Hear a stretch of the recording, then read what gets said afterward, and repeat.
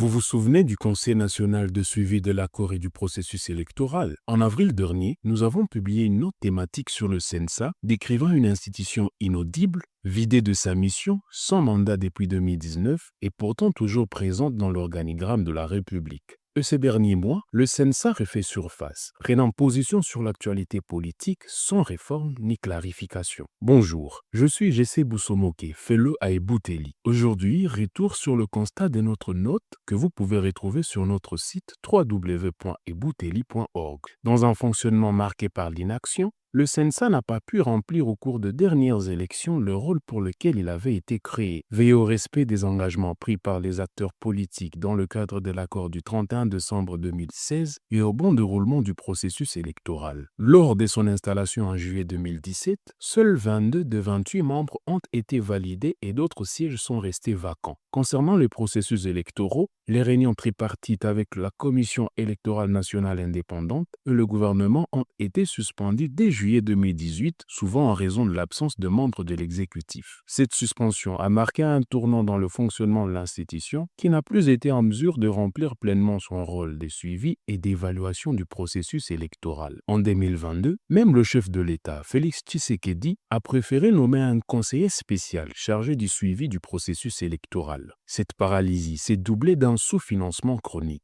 Malgré une exécution imparfaite des budgets votés, quelques fonds ont continué à être débloqués en faveur de cette institution. Obsolète, inadaptée, le mépris vis-à-vis de ses recommandations ont fini par reléguer cette institution au rang de coquille VIP. En 2020, Délice Sanga, alors député national, a même proposé une loi pour sa dissolution au Parlement, mais elle n'avait pas été examinée. Que l'avenir pour le CENSA? Notre note suggère deux options. Soit de reformer et recentrer le CENSA sur une mission de médiation politique en révisant sa loi organique, sa composition et ses mécanismes de contrôle, soit le dissoudre et confier ses missions à une structure plus crédible.